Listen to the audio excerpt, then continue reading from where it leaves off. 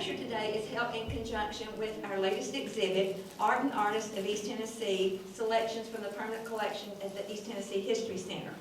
We invite you after the lecture to tour the exhibit. I think Steve will be in the gallery for a while to answer questions. Our speaker really needs no introduction today. Steve Cotham is well known to historians and genealogists across the region and father. Steve has contributed to more history-related projects than anyone I know of. He's kind of quiet and modest, and so many of his deeds go unheralded. He contributes in ways that you don't really realize that he's contributed to so many projects. I know Steve has made my job here at the East Tennessee Historical Society much easier, and I've benefited greatly from his wisdom and his knowledge of the region's history. Steve has been with the McClung Historical Collection since 1980, and he's been the head for 26 years, since 1986. Steve wrote the chapter on art and artists that appeared in the book East Tennessee Art and Furniture that was published by the East Tennessee Historical Society in 2006. He's also the author of the book, The Great Smoky Mountains National Park, published in 2006. I got the dates wrong then, which I understand is one of Arcadia Graphic's best ever selling books. So I'll introduce Steve Cotham.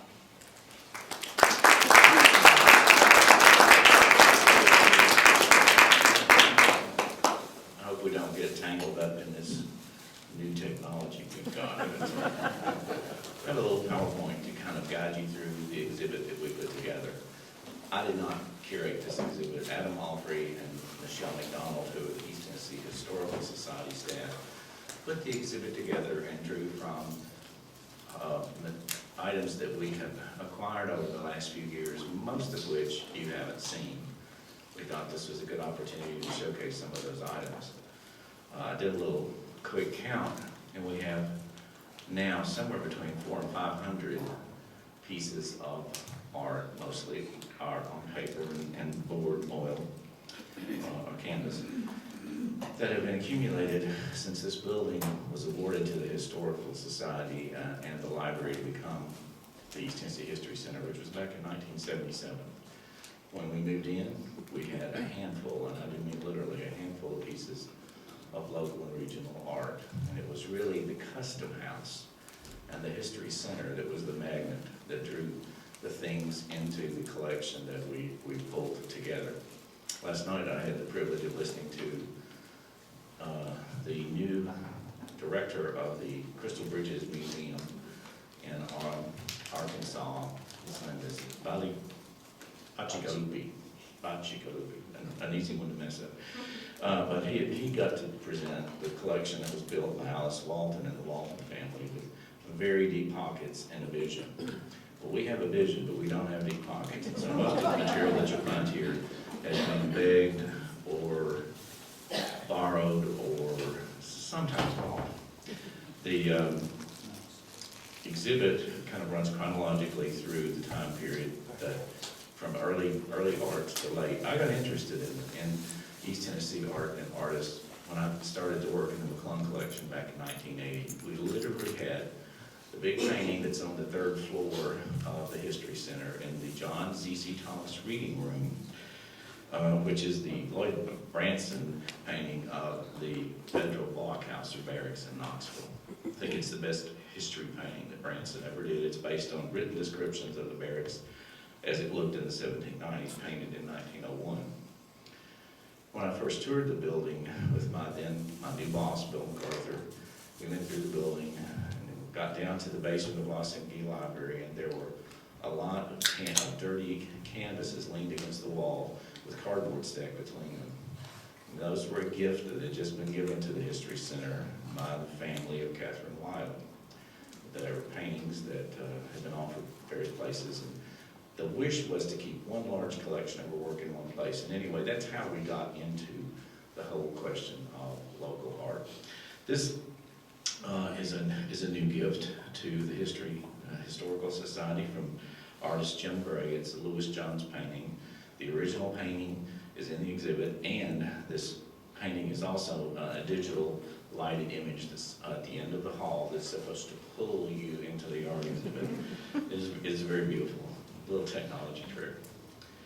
I'll talk a little bit about chronology of of the painting and what we know of Knoxville art.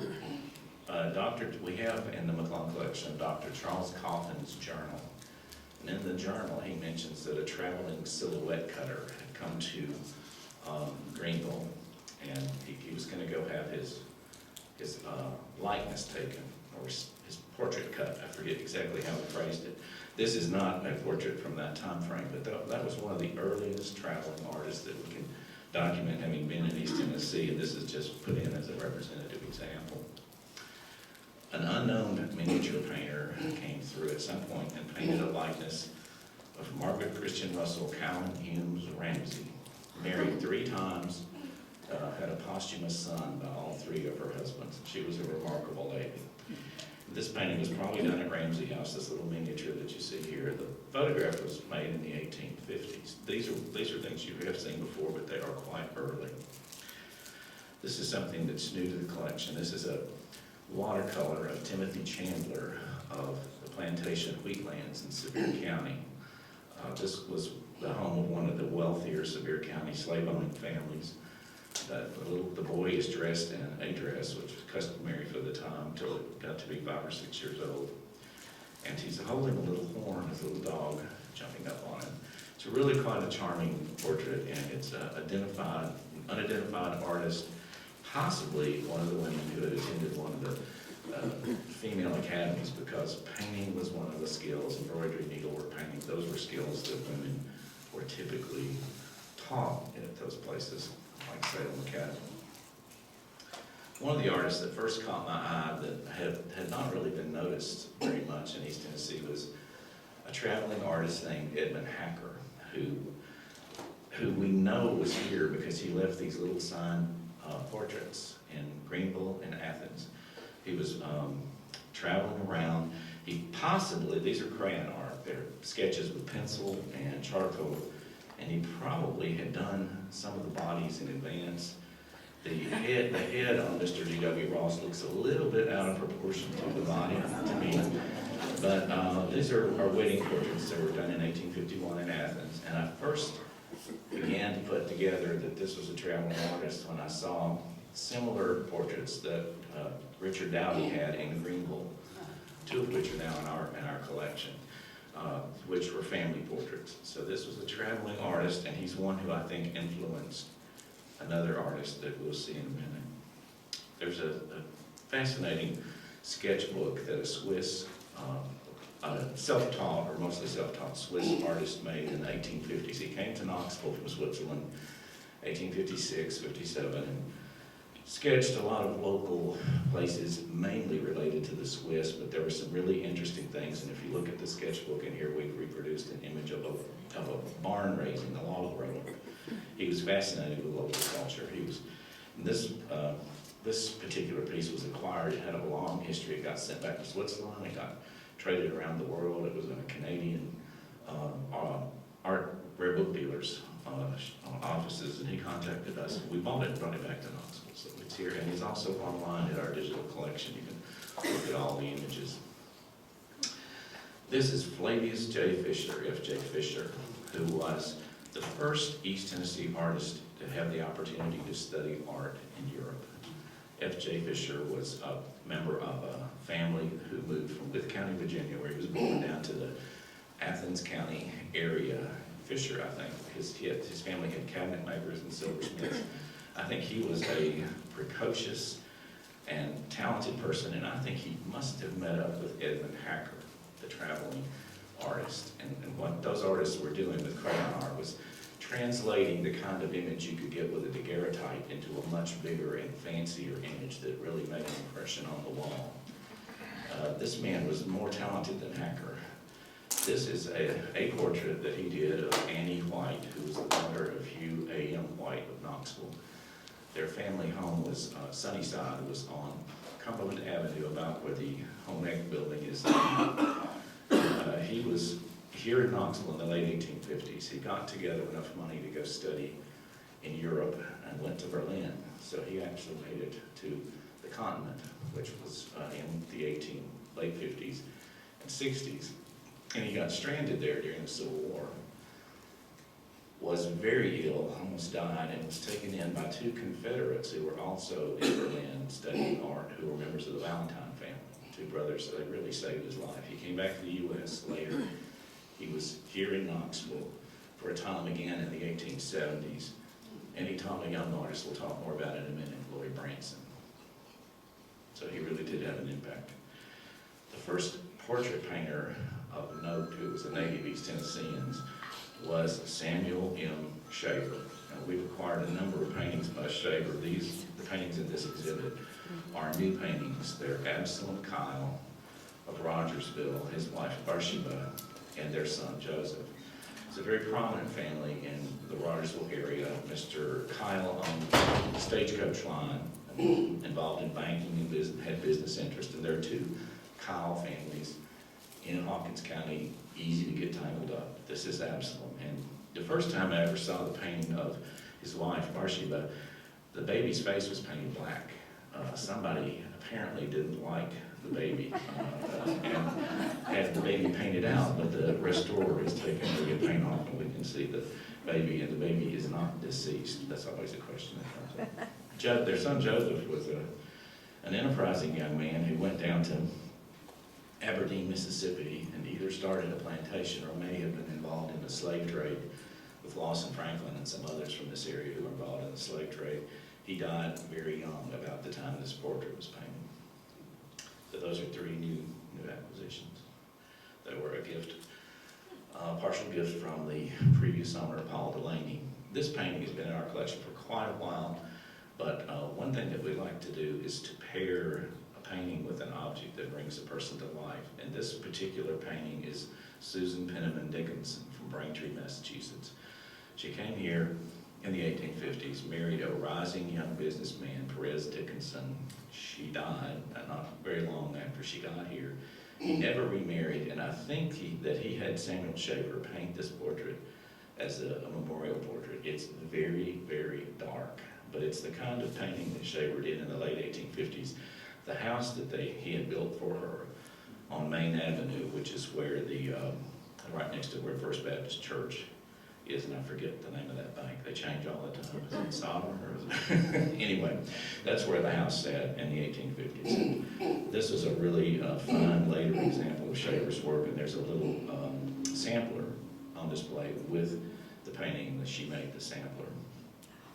This is Alice Nelson, the daughter of T.A.R. Nelson, who was an important figure in the Civil War era in East Tennessee. This is a Samuel Shaver portrait. Nelson's first wife died, and there's a portrait in the Tennessee State Museum of her with all of her children in a little ovals around her in a large oval round shape. This is a half portrait of one daughter, Alice. This is a recent gift to the collection from Martha Withers, who's a descendant of the sitter. This is a Judge Jacob Peck from Jefferson County. The donor is Ms. Withers. The painter was Ralph E.W. Earl, who was attached to the household of Andrew Jackson, the Hermitage. Earl went to paint a painting of Jackson and married one of Jackson's relatives. And even though the relative died, he just stayed there and spent the rest of his life there, painting pictures and being sort of part of the greater Jackson family. Judge Peck was a state senator and for 12 years served on the Tennessee Supreme Court and wrote one volume of court decisions. He was quietly opposed to slavery. You couldn't say you were an abolitionist here. You wouldn't be here very long if you announced that publicly. But he was opposed to slavery, and if you look at the book that's on display with the painting, it's a manuscript Geology of Tennessee that Judge Peck put together. And the reason that I acquired that book was because Derwood Dunn, who was a professor of history, was writing a book about a man named Ezekiel Birdseye. Jacob Peck and Birdseye had the idea of buying up large tracts of mountain land and creating a refuge for freed slaves.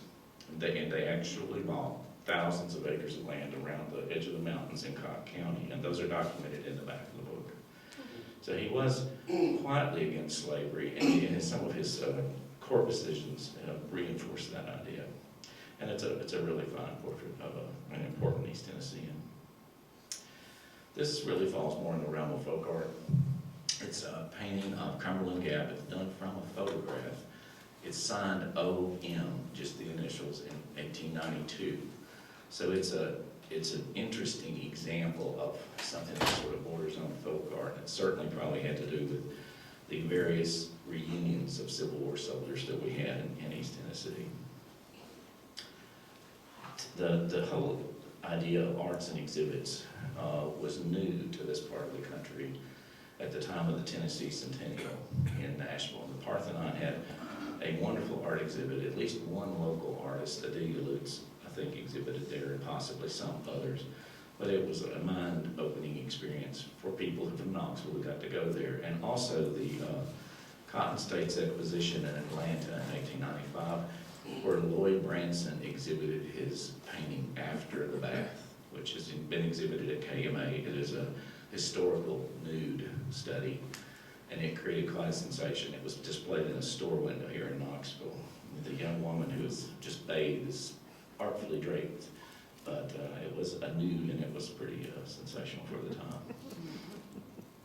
This is young Lloyd Branson in probably about the time he went off to study art in New York in 1875. He's doing a self-portrait. He modestly called himself an artist in the 1870 Knoxville census. He lived in the Second Ward. He was 16 years old. His father was a farmer. His mother was a housekeeper. Lloyd was an artist, so, and he was, actually. These are two of the first paintings that he ever did, two portraits. He met F.W. Taylor at the university, and he went to the university as sort of a high school track program. He was not a university graduate per se, but he needed more polish, and the story is that Dr. John Mason Boyd, who's a Knoxville physician, paid for his education, paid to send him to UT, where he met F.W. Taylor. He went up to their home up in Russellville and painted portraits of the entire family. So these are portraits he painted right after he finished his education in Knoxville, before he really had any formal art training, except maybe just a little bit from Flavius Fisher. And Fisher was in Knoxville at that time, and he may have gotten a little bit of help. This Kitty Taylor is the young woman, sister of F.W. And Kitty was apparently very taken with Lloyd Branson, and that little portrait that you saw of Branson with his paintbrush was stuck in that painting when we acquired that painting. She kept it all those years. These are some paintings of Branson's that are in the exhibit. They're new or not exhibited to the collection. There's a painting of Adelia Armstrong Lutz, a little portrait, and 3 landscapes. They're typical kinds of things that he painted. Branson painted hundreds and hundreds of long, thin paintings. When I was able to interview his niece once, she said that's because everybody in Knoxville wanted one to hang over their sideboard in the dining room. And he sold hundreds and hundreds of them, ready market. And there's also a medal in the display case. Stephen Wicks of the Knoxville Museum of Art put us in touch with the owner of this medal, who's a collector of medals. And unfortunately, he doesn't want to part with it, but he was willing to loan it to us. And this is the medal that Lloyd Branson won in 1875 at the New York Academy of Design. First prize for the best antique art. He drew a picture of a Roman gladiator. It was a pencil sketch. It won first prize. And Lloyd was always a bit of a self-promoter. He sent the drawing that won the prize here to Knoxville, and it was exhibited in shop windows. So he wanted people at home to follow his career as he went along. But it's solid silver medal. There were 2 prizes, a silver and bronze. He won the silver, 1875. This is the big painting, which is on the 3rd floor of the History Center. This has been around for a long time. We're very proud of this painting. Ambassador Baker and his wife liked it a lot. During the construction of this building, it went to Tokyo as part of the Art and Embassies program while Mr. Baker was our ambassador to Japan, and it is now home in the back upstairs. This is based entirely on written descriptions, but the lay of the land, if you think about where the Knox County Courthouse sits now, the little hill and the land across the river, I think is very accurately depicted. This is one of the best portraits that Branson did. Robert McKinney, who died in 1888 as a young boy. His parents were grief-stricken, and I'm a little unclear whether he painted this portrait before or after the boy died. The boy was in a coma for a time. There are various stories about how he became sick. One is that he fell off a high porch railing at Tate Springs, and there are different stories, but at any rate, he died quite young, and Branson did this nearly life-size portrait, which is on loan to us, of the boy, and the family had a sculpture done of this little boy in the same costume, which is stands over his grave in Greenwood Cemetery. It's quite moving. The family still had, back when the lady I knew first, who owned the painting, still had the curling irons that curled his hair, the little Lord Fauntleroy curls. Rather sentimental, but this was Robert McKinney. This is one of my very favorite paintings that Branson ever did. In fact, I think it is my favorite painting. It's called Women at Work. It was done in 1891. It's exhibited in New York, and it is here in the collection. This one is actually hanging in the museum. So if you wanted to see this one, you have to go into the main exhibit gallery of the museum. But it's just I think it's a beautiful composition. And unlike classical artists, he doesn't idealize the faces of these women. They're barefoot, they're working on apples and making apple butter, and it's a country scene, one that he would have been very, very, very familiar with. He grew up on a farm. This is Adelia Lutz. This is a copy of a photograph of Adelia with her art students. She was a precocious talent from here in Knoxville. Her father was Robert Houston Armstrong. He was an amateur painter, a musician, literary type, and he very much encouraged Adelia to pursue a career in fine art. This is her art class. Adelia is the woman in the back with her hand on the easel, studying the painting. These other four women are students of Adelia's.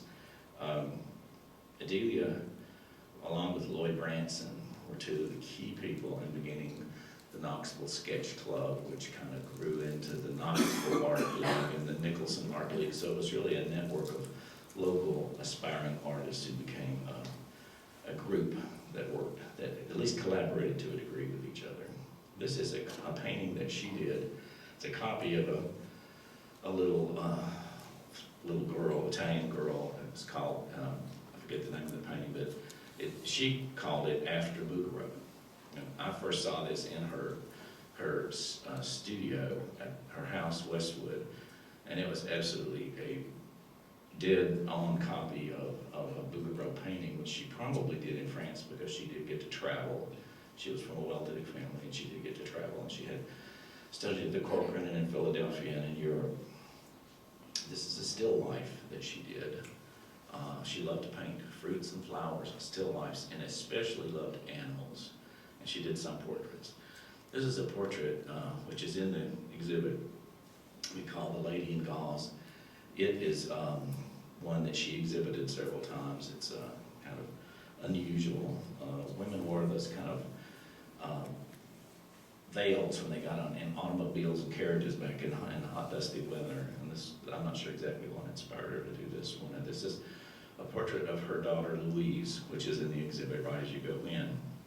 When you go in the exhibit, don't be so mesmerized by the shining, beautiful light, digital image, that you miss this painting and the one next to it, and the Mary Granger painting that is behind you. Because Mary Granger was an art teacher here in Knoxville, a very important figure in the 1920s. She taught Joe Parrott and any number of people who went on into various kinds of careers that were art related, and was a good artist. This is James Wallace, Lloyd Branson's best friend among the artists. He was a local newspaper man and politician and painter, and we have some paintings of his. Upstairs, this painting is on loan from the McClung Museum on UT campus. This is his version of the signing of the Treaty of the Holston. It's a huge historical painting. It's probably 8 or 10 feet long. It's quite large. This is the kind of thing he more typically did. This is a pastoral painting. He liked the kind of late 19th century look of the art that reminds me of Millet, somebody who does kind of sheep and cows and shepherds and that kind of thing. And there's also an odd little thing that he did in the exhibit called a monotype, which was a thing that some of the people in this circle of folks got excited about doing, where they put an image on glass and watercolor and then put it onto paper. So there's one of those in there. These are paintings by Thomas Campbell, who was a Knoxville painter of some note. He was here for about the last 20 years of his life. He was an English-born Presbyterian minister / missionary to the Indians in the northern United States. And he came to Knoxville about 1892 when his wife was in bad health. And they thought the climate here would be good for her, but he apparently liked it here. He retired from the ministry. He took up painting as a vocation rather than an avocation. He went to Europe and traveled around and for a few years after she died. Came back here, stayed in Knoxville for the rest of his life. He died in 1914 and was the creator of the first art program at Maryville College. He actually taught art at Maryville College most of those years, and he was the entire art department.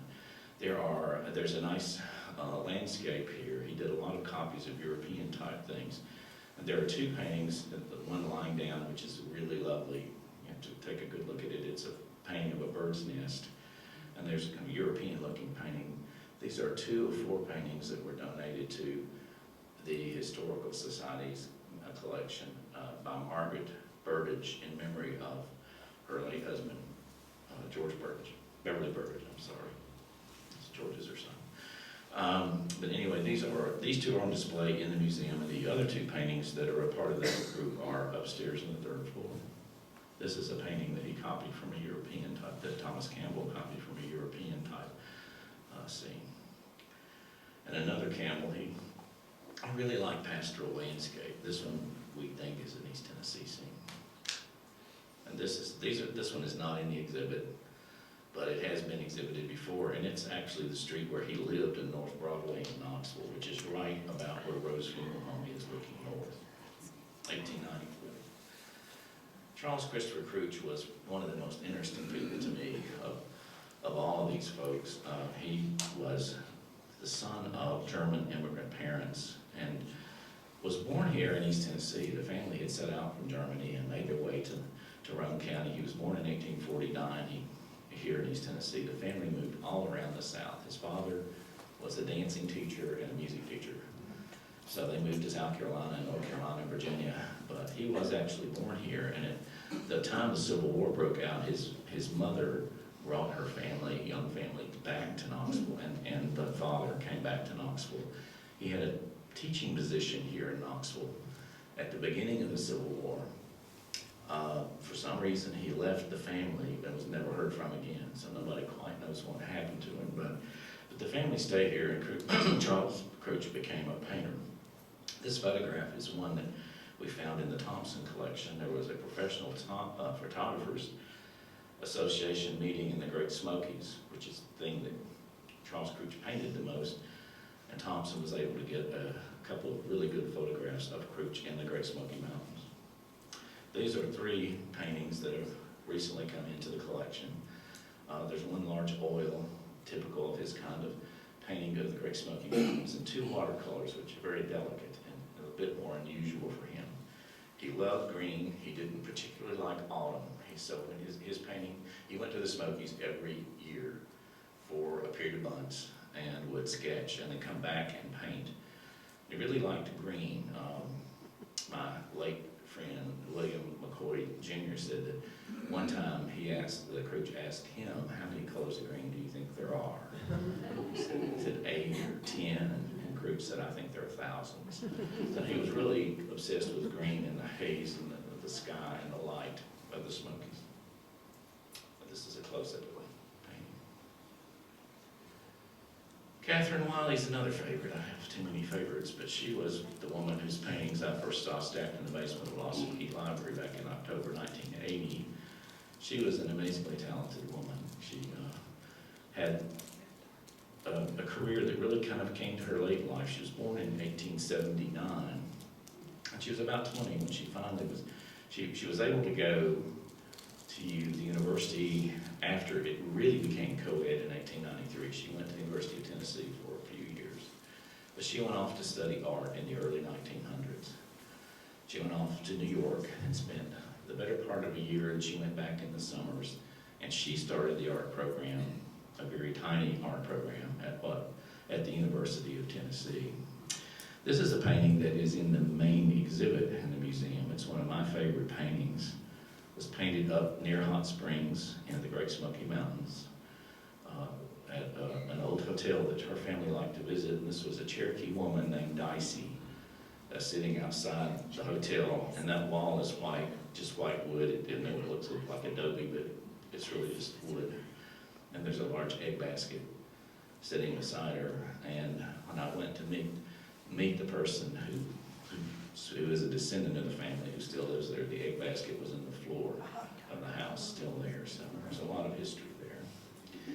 This is one of the more recent restored paintings. We had a lot of trouble restoring some of her later work because the paint was very heavy, it was thickly applied, the canvas was sagged, and the restoration folks just really didn't want to tackle it. It took about 2 years to do this painting, and it took 3 years, I think, to do the other one that's up on the 3rd floor.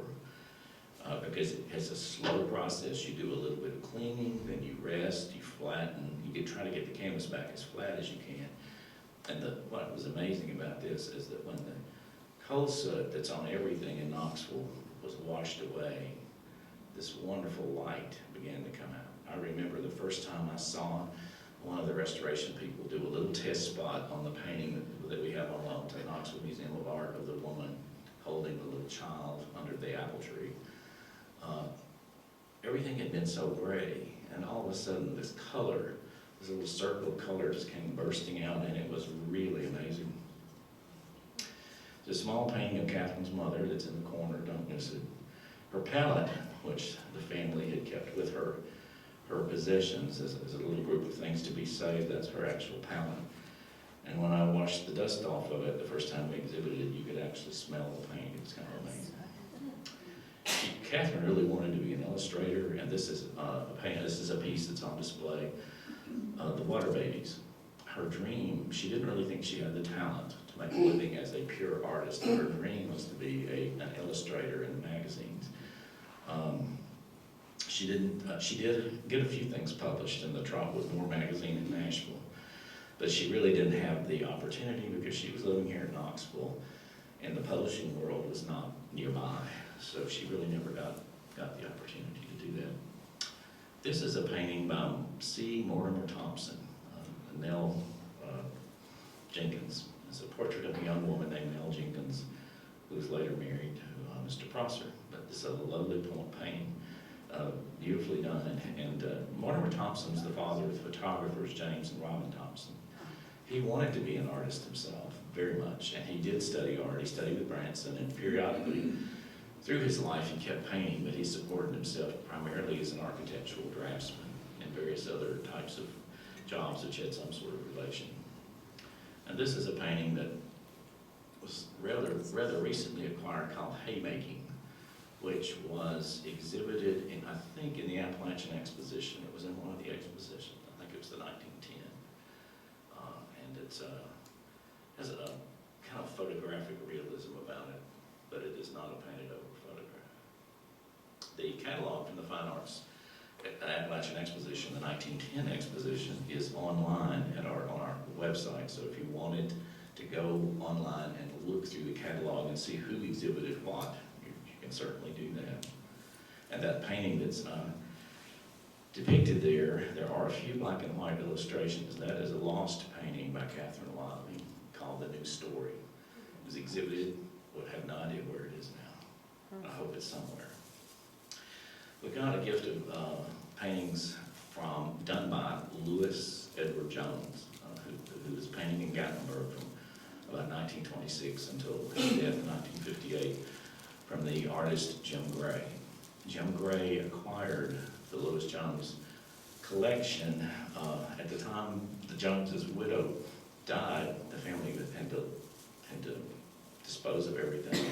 We have a wonderful video interview of Jim Gray talking about Louis Jones and his painting. That's Jones's jacket, canvas jacket that he used when he was painting. is a pencil drawing. He did pencil drawings and etchings, and then there are oils. And I think there are a total of 5 oil paintings that were donated. And the video is really quite interesting. I did an exhibit of Louis Jones here many years ago when we had a tiny little exhibit space. It was a shoebox, but we had a Jim. That's when I met Jim and when I got to know about these paintings. This is the painting that's on the beautiful digital image back here, which will lure you back to look at the exhibit. This is one that the McClung Collection acquired a few years ago, which I like. The mountains look a little bit too tall, but it's probably just a matter of perspective. But it's a sign to Louis Jones. These are Eleanor Mcadoo Wiley studies that were done for a big portrait of Ellen McClung Berry and her son Hugh. And it's interesting, I found out from Agnes Wiley, who has Catherine's sister-in-law, that it was Ellen McClung Berry who changed Eleanor McAdoo's Wiley's name. Her birth name was Ellen Howard Wiley. And Ellen Berry thought that was just too ordinary a name for an artist. So she renamed her Eleanor Mcadoo, which was a family name, Wiley, and that's what she went by for the rest of her life. These are 2 small pencil portraits by Knoxville artist Edward Hurst. He was a very precocious, talented grandson of the subjects here, Joseph and Lula Naffel. Joseph Naffel was a photographer here in Knoxville. By the time he was 14, he had already been allowed to go to New York and study art. He only lived to be 60 years old, but he had an amazing career. He worked mainly in New York and London, and he came back pretty frequently and visited family. And I think these are pretty amazing. He was probably not 18 when these were done. We have a wonderful collection of Russell Briscoe paintings on the 3rd floor, which were transferred from the Knoxville Museum of Art. We have a catalog, if anybody's interested in going up and getting the catalog, looking at that. And this is just one of those paintings. It's the Knoxville Iron Foundry. And one reason that Adam and Michelle picked that is because we got a gift of a little basket that says Knoxville Iron Foundry on it. So there's a little artifact there. And there's a Joseph Naffel Madonna and Child photograph, which is the most famous photograph that Naffel did, reproduced endlessly. In fact, Hallmark got a hold of it a few years ago and made a Christmas card out of it. There's some interesting sculptures in the very back corner of the exhibit. We have 2 by Peter Rose, who is a local ceramic artist, the face jug and the figure of the monkey with the bird, which I think is fascinating. Peter was a tremendous help to us when we did the pottery exhibit here, because he did a video which explained to people how pottery is made, and he did a wonderful job with it. The little statue of Gertrude Stoneling is by Helen Bullard, who's an artist in Ozone in Cumberland County. Helen Bullard Kochniak was a Chicago-born artist, but her husband decided they could live more cheaply in the Cumberland Mountains. They moved to Ozone, and she's been her entire life there, and that statue is one of my favorite things that she ever did. It's carved out of a block of chestnut. And there are 3 small Jim Gray maquettes of Roy Acuff, Daniel Boone, and Mary Costa in the end of the case. Jim Gray donated this painting of the Rialto Bridge in Venice, and this is actual watercolor that a print was done from, but it's the original piece of art. And I liked it very much, partly because the artist inserted himself into the painting. If you look at the end of the bridge and you see the man and the woman sitting at the table, those are Jim and his wife Fran. They're sitting at the table looking at you from the Rialto Bridge. Jim also gave us a series of sketches that he did on symphony programs back in the mid-1980s. He is easily bored, and so when things were kind of going along, he would start sketching. And those are on the 3rd floor in display cases up by the reading room. If you're interested in going to take a look at them, I think they're delightful. And he told a story that he once did a sketch of a man when he was sitting at a restaurant in Paris, and he thought he was being really clever. And when the man got up to leave, he walked over and said, "May I see the sketch?" So luckily he liked it. And last but not least, we have a bunch of paintings. I don't think I have any likenesses of their Carl Sublets. There's a William Lloyd. There is a Marion Greenwood print that was given to us by Hilary Combs from the Kermit Ewing collection, her parents' collection. At the end of the exhibit, we have some recently acquired pieces of folk art. I think I would describe this as folk art by Jimmy Morrow. And we met up, Adam, Cheryl, and staff met Jimmy at the Vanishing Appalachia exhibit that Don Dudenbostel did. He is devoutly religious and believes in snake handling. And he has, this big painting is about the persecution of Christians. Of course, that since snake handling is illegal, that sort of makes, he's followed this across time of the persecution of Christians. And he makes these fascinating little figures that he designs and creates totally with locally bought material from the local Walmart, paints and cloth and pieces of found objects. So it's really an unusual look at life. It's inspired by his religious belief. And we're very pleased to have that in the collection. I was going to say just a word, and I think I have just time for a word, about how I got interested in the whole subject of East Tennessee art. I started off the collection, we had very few pieces around, and I had studied art history at university, but I had no idea that anything in the way of art had ever been done in East Tennessee. And as I worked here answering reference questions, which is a great way to learn, I discovered Lloyd Branson and Catherine Wiley and Samuel Shaver and all of these people, and became very interested, and more than a little of a proponent that, we all need to know more about these things. When a student from William Gertz, who is a famous art historian, a well-known art historian, a student named Margie Conrads came to do her project for his graduate classes on the art of Knoxville in East Tennessee. And that was a real eye-opener. And the thing that had happened right before that was that Dr. James Kelly, the Tennessee State Museum, had done the first of 2 exhibits that he did a portrait exhibit. And Margie came through and did this paper, and we have a copy of her research paper here in front of me that she did. And then a few years later, William Gertz published his massive 3-volume, beautifully illustrated Art Across America, which is the story of regional art in America. So all these stories have gotten into print in a place where they'll be preserved and where people can pick up the thread and move on from there. So that, I guess I'm done.